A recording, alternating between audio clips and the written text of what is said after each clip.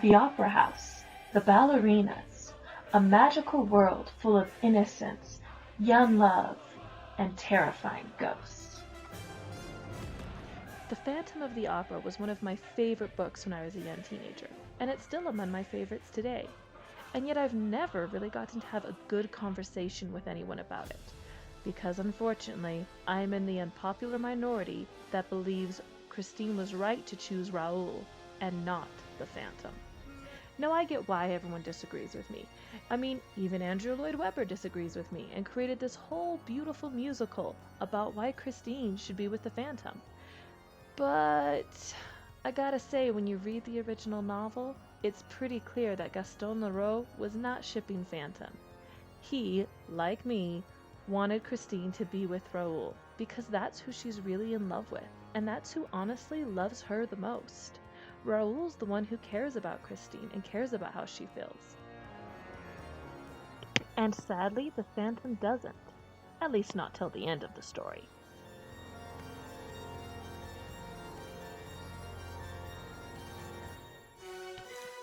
So now if you're ready, come along and we'll discuss why Raoul is actually the valiant hero of this story, despite what you might have seen before.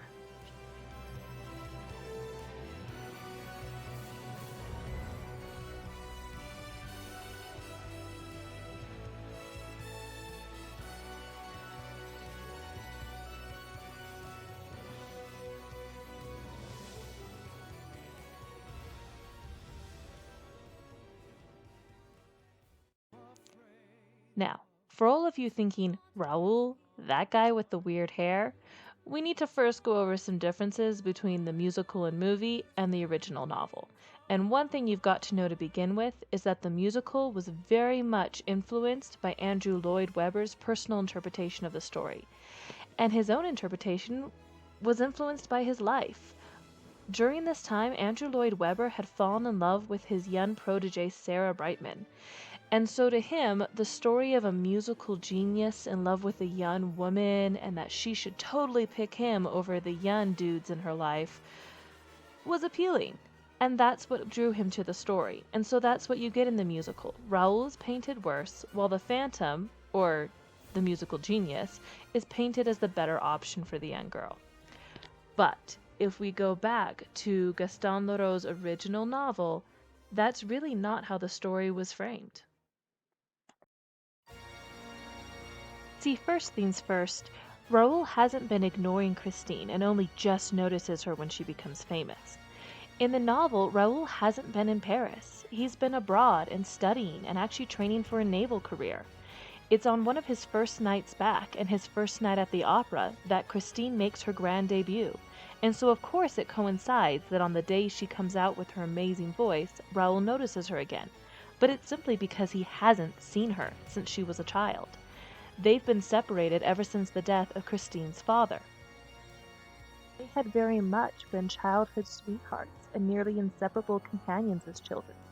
But when Christine's father died, she was sent away to live with a patroness who ended up sending her to the opera house, whereas Raoul was kept with his family, his older brother and two older sisters. And so it so happens that they never had the chance to see each other again until that night. Now, on the night of Christine's grand triumph, Raoul's almost instantly by her side because she has fallen in a faint during her performance. Right as she finished singing, she later tells Raoul she could feel her soul leaving her because of the Phantom's training, and it scared her so much she fell down in a faint. So, yeah, that's interesting about the Phantom. But anyways, Raoul hurries to her side, and as she's reviving, she sees him, and Raoul tenderly tries to remind her of who he is. He references a shared memory they have of their first meeting where her red scarf fell into the ocean and Raoul dashed in to grab it for her. But instead of responding the way he expects, Christine pretends she doesn't remember him, even laughing at the memory that he held so dear. Raoul's shooken for a moment, but later wonders if maybe there's just a misunderstanding.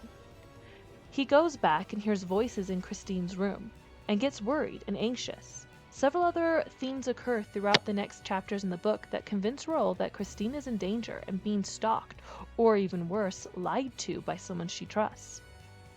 Now yes, some of this is because Raoul is jealous and thinks she has a lover. But a lot of it is because he doesn't trust the lover.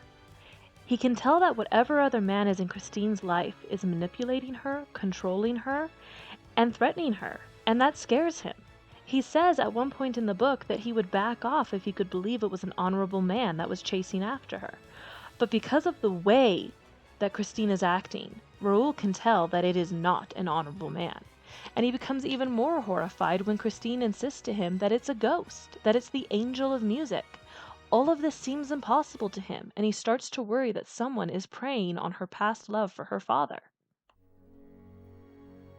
And it's not just Raoul who's remembering this childhood romance.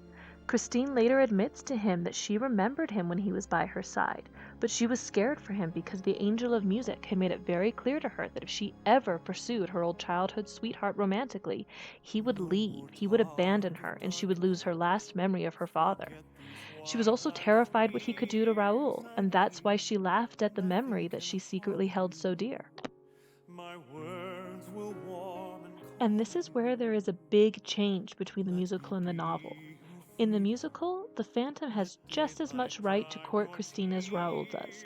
They've both known her, they've both befriended her, it just depends who she loves more.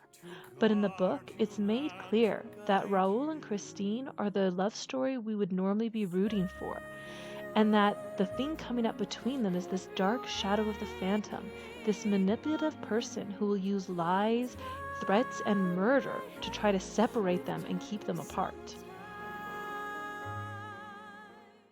Still not convinced? That's okay, I've got more. We're going to take a moment and look at some parts and evidences from the book that prove that while Christine felt pity and compassion for her poor Phantom, it was really Raoul who had her heart.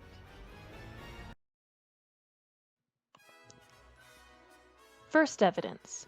Despite the Phantom's threats, Christine does eventually write Raoul a letter and even references the scarf in it, and asks him to meet her by her old home near her father's grave. Raoul comes and she tries to convince him about the angel of music. And though of course the conversation ends in a fight since he doesn't believe her at first, the fact that she made the effort shows that Christine wanted to keep Raoul in her life even if she couldn't give him her heart at the time. Second proof is when the chandelier falls. In the book, this happens much sooner in the story, before Christine knows that her angel of music is secretly the opera ghost. And when it happens, Christine says that her first thought is for Raoul and her second is for the angel of music. The third proof is how they can't quite seem to quit each other. There's a few times where Christine tells Raoul she doesn't need him and to leave her alone, and he backs off. And then Christine pulls him back in again. She can't see him leave. She invites him to the masquerade ball and tells him to come into disguise. She's trying to find a way to explain to him what's going on without telling him the truth because she doesn't want him to get hurt.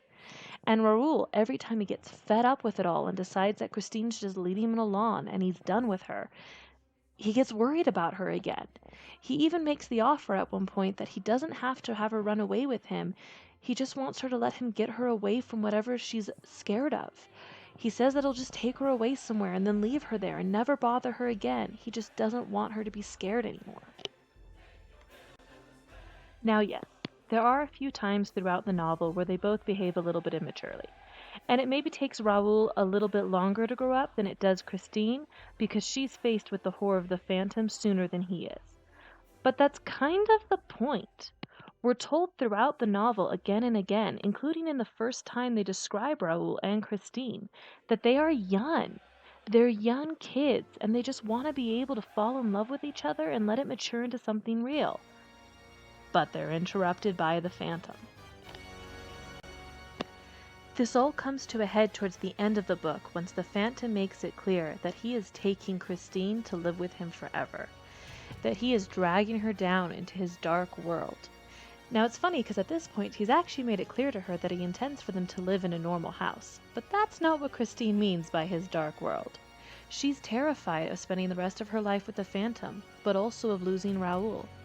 To try to help, the Phantom tells her that she's allowed to have a secret engagement to Raoul, so that Raoul could be happy for a few months before he's sent off to his naval mission. And for a while it's enough for them. They're young and happy and playing at love. It says that they play at hearts as other children might play at ball. And it's going well, until Raoul points out that he doesn't want it to end. And then Christine has to make a choice, has to decide what she wants. Christine finally brings Raoul up to the top of the opera house, to the roof, where she doesn't believe the Phantom can overhear them. Yeah, big mistake there. But anyways, and she finally tells Raoul the truth. She tells him everything about the Phantom kidnapping her, about the threats, and about the fact that he's going to drag her down into the darkness. Raoul begs her to let him save her, and at this point, she finally admits to Raoul that she's in love with him. Raoul's not even sure if he believes her at first. When Christine admits that she doesn't hate the Phantom despite everything he's done to her, Raoul wonders if she might actually be in love with him. He states that her fear, her terror, it all might just be an exquisite kind of love, the kind people don't admit to themselves, where they're just thrilled and excited by the danger of it all.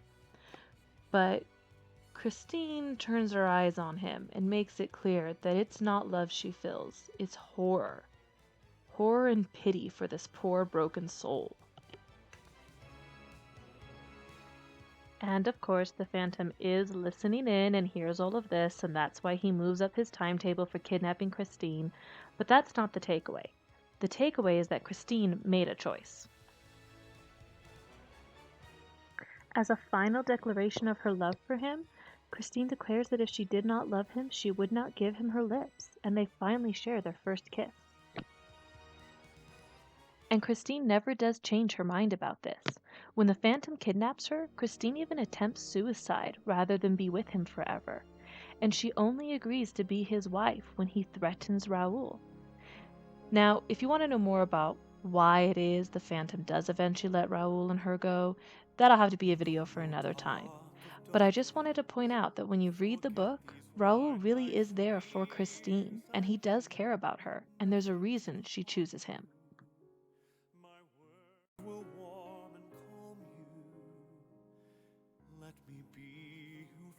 Oh, and quick PS, Raoul is not quite as useless in the finale as he is in the musical. In the novel, I mean, yeah, he still gets caught by the Phantom. But he's tried really hard. Poor guy. But again, that's the point. They're young. He's not some macho military rescuer, and Christine's not some devious, outsmarting chick. They're just a young boy and a young girl. He just wants to be with the girl he loves, and she just wants to be with the boy she loves. And that's what's consistent about them. Despite their youth, anytime they're given the choice, they choose each other. They choose each other over their families, over themselves, over their careers, and most certainly over the Phantom.